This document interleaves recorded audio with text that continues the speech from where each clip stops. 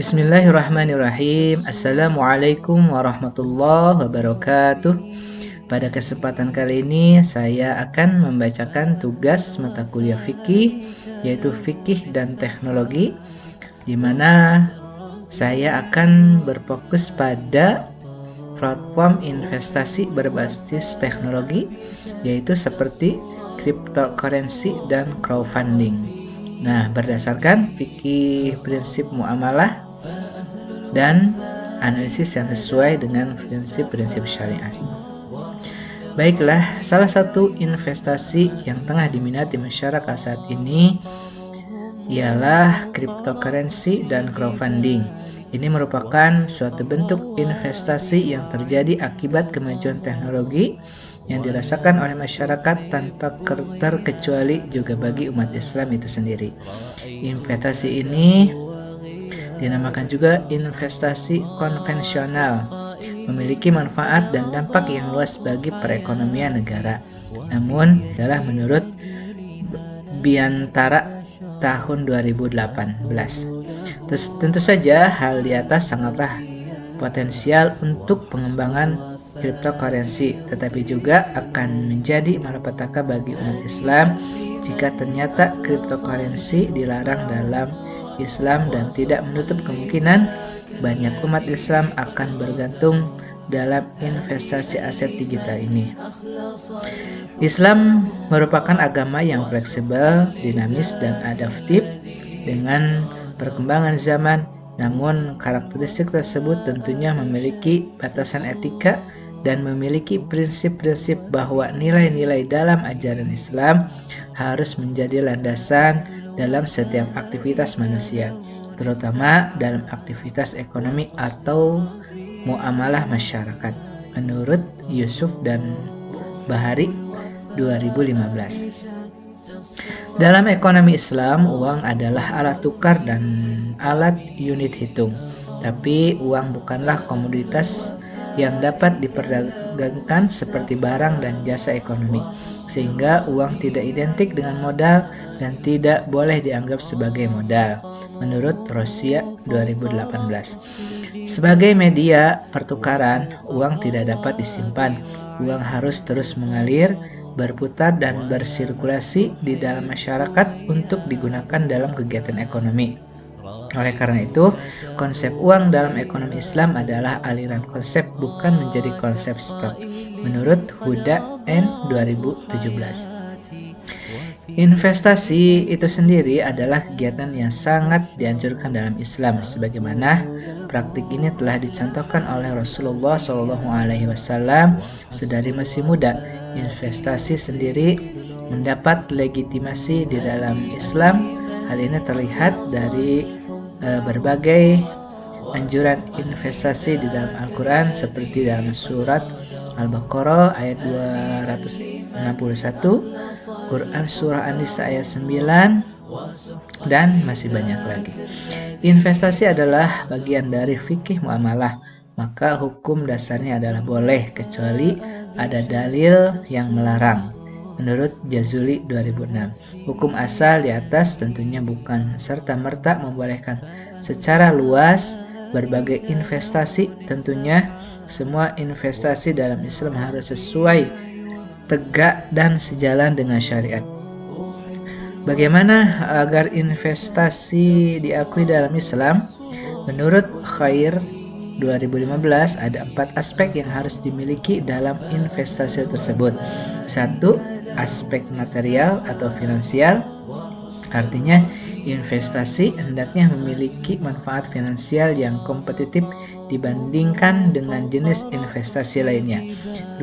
Halal, yaitu investasi dalam Islam harus terhindar dari bidang, prosedur, dan zat yang subhat atau haram, sebab investasi yang tidak halal akan membuat pelakunya pada sikap dan tindakan yang diskriminatif, baik secara individu maupun secara sosial, dan tindakan ini sama sekali tidak ada pembenaran dalam Islam.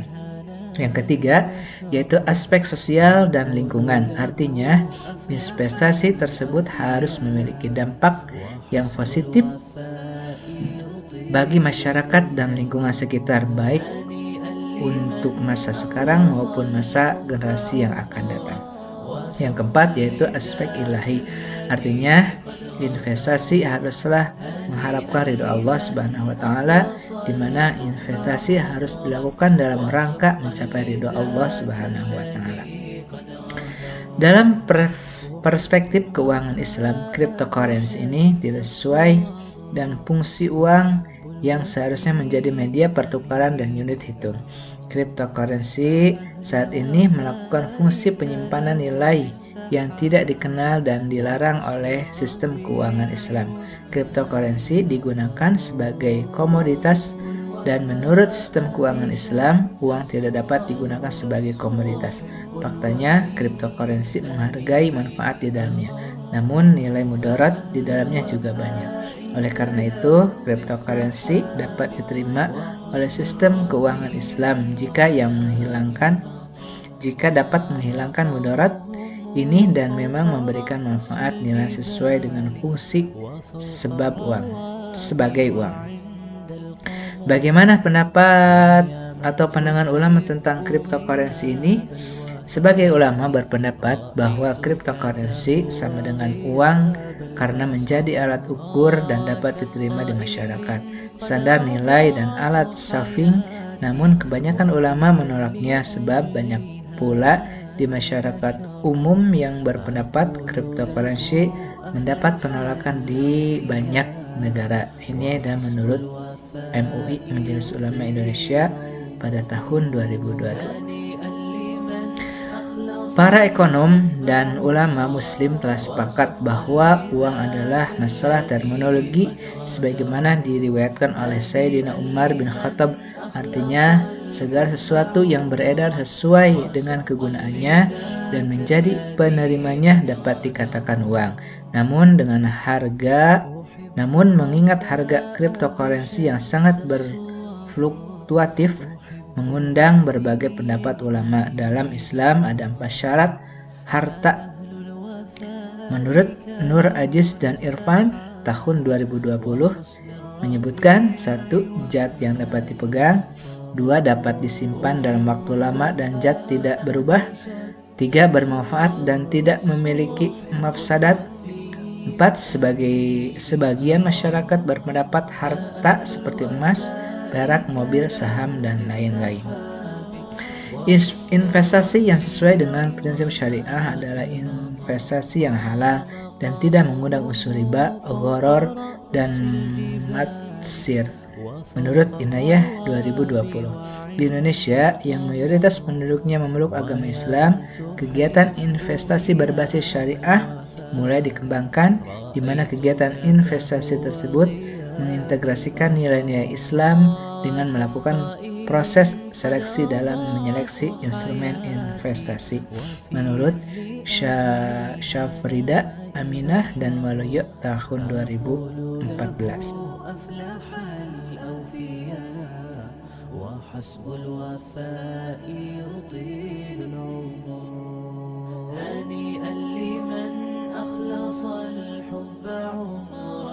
وسحقا لذاك الذي قد غادر هنيئا لمن أخلص الحب عمرا وسحقا لذاك الذي قد غادر أحب الوفاء بشتى الصور أحب الوفي الأمين الأغر فأهل الوفاء كلون السحاب وحسن الربيع وماء المطر أحب الوفاء بشتى الصور أحب الوفي الأمين. Selanjutnya ada yang juga dinamakan dengan crowdfunding.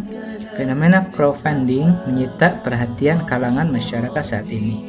Crowdfunding adalah fenomena rintisan aplikasi berbasis web 2.0. Fenomena crowdfunding ini merupakan bukti dari perkembangan metode komunikasi yang dihilirisasi dengan kemajuan teknologi informasi yang sangat cepat dan tidak dapat dibendung.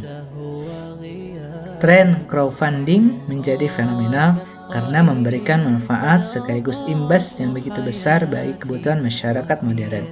Maka tidak menuntut kemungkinan platform crowdfunding akan semakin besar dan berkembang pesat di dunia maupun di Indonesia saat ini. Ada dua bagian aspek-aspek yang sesuai dengan syariat. Pertama adalah aspek yang diharamkan, yaitu sebuah konsep produk ekonomi syariah harus terlepas dari unsur-unsur maghrib atau mesyir, gharar, dan riba. Jadi sebuah konsep crowdfunding syariah yang sesuai dengan nilai-nilai syariah harus terlepas dari unsur tiga yang tadi. Kedua adalah aspek kehalalan. Sebuah konsep crowdfunding yang sesuai dengan nilai-nilai syariat harus memperhatikan aspek kehalalan, yaitu akad yang digunakan antara beberapa pihak dalam transaksi, proyek yang akan didanai, sumber dana, pemodalan yang akan diserahkan, pembagian keuntungan antara belah pihak, dan platform yang akan digunakan. Aspek pertama dapat dijadikan sebagai landasan dasar dalam menganalisis equality crowdfunding dengan hukum Islam. Crowdfunding adalah skema mengumpulkan dana secara online dan skala yang kecil tetapi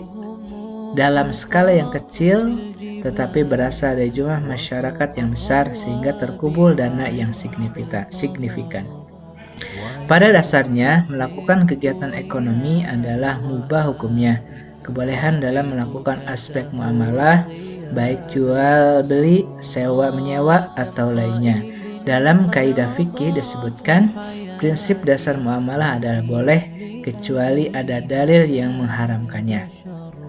Melakukan kegiatan ekonomi adalah fitrah manusia, akan tetapi tidak semua kegiatan ekonomi dibenarkan oleh hukum Islam, yakni apabila kegiatan tersebut menimbulkan ketidakadilan, kezaliman, dan merugikan orang lain, maka dalam transaksi equity crowdfunding selama tidak melanggar syariat Islam, maka hukum dari transaksi ini diperbolehkan.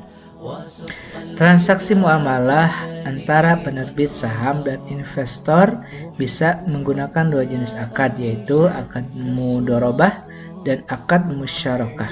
Mudharabah adalah akad antara pemilik modal atau harta dengan pengelolaan modal tersebut dengan syarat bahwa keuntungan diperoleh dua belah pihak sesuai jumlah kesepakatan.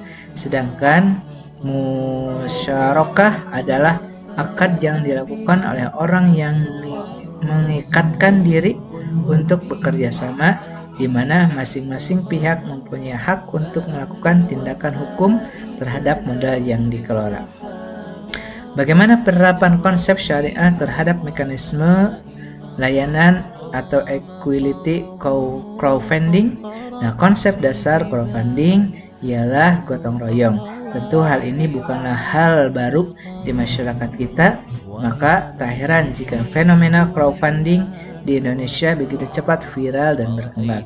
Agama Islam sendiri sangat menganjurkan umat Islam untuk saling tolong-menolong. Pada dasarnya, konsep equity crowdfunding harus berpedoman pada Al-Quran dan hadis, supaya transaksi ini sesuai dengan prinsip syariah.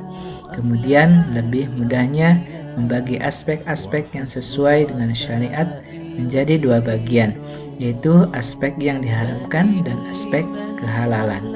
Aspek kedua inilah yang akan dijadikan sebagai landasan utama dalam mendesain equity crowdfunding berprinsip syariah.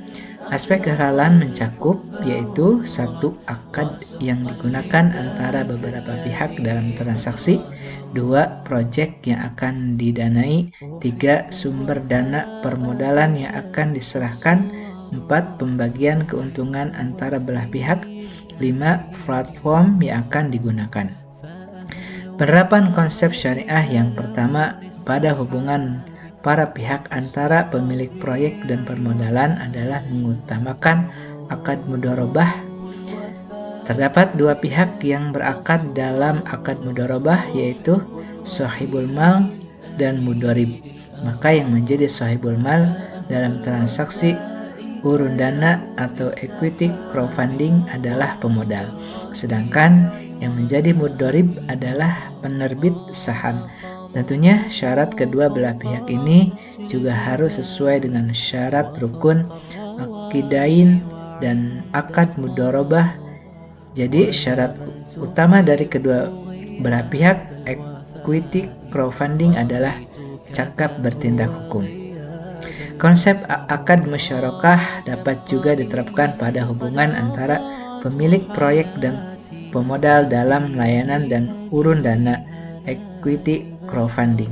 Jika pemodal juga ingin ikut andil dalam pengerjaan proyek tersebut, karena inti dari akad musyarakah kerjasama dalam kepemilikan modal dan melaksanakan proyeknya. Poin ini yang membedakan antara akad musyarakah dan akad mudharabah. Jadi, menerapkan konsep syariah pada layanan urun dana equity crowdfunding harus mencakup 5 aspek kehalalan dalam transaksi urun dana. Yang pertama, akad yang digunakan antara pemilik proyek dan pemodal adalah akad mudharabah dan musyarakah. Sedangkan akad yang digunakan antara pemilik proyek dan penyelenggara urun dana adalah akad ijarah. Dan akad yang digunakan antara pemodal dan penyelenggara layanan urun dana adalah wakalah bil ujurah. Yang kedua yaitu proyek yang akan didanai tidak boleh bertentangan dengan prinsip-prinsip syariah. Yang ketiga, sumber dana pemodalan yang akan diserahkan harus jelas asal-usulnya, tidak berasal dari transaksi yang dilarang hukum Islam, dan tidak ada unsur gharar. Keempat, pembagian keuntungan antara belah pihak harus sesuai akad dan kesepakatan di awal dan tidak ada yang dirugikan. Dan tidak ada unsur riba dan maisir. Kelima, yang terakhir yaitu platform yang akan digunakan tidak terdapat unsur spekulatif dan penipuan. Sekaligus harus ada perlindungan bagi pengguna layanan urun dana equity crowdfunding. Demikianlah tugas ini yang dapat saya sampaikan. Semoga ada manfaatnya, khususnya untuk diri saya sendiri, umumnya untuk semua. Wassalamualaikum warahmatullahi wabarakatuh.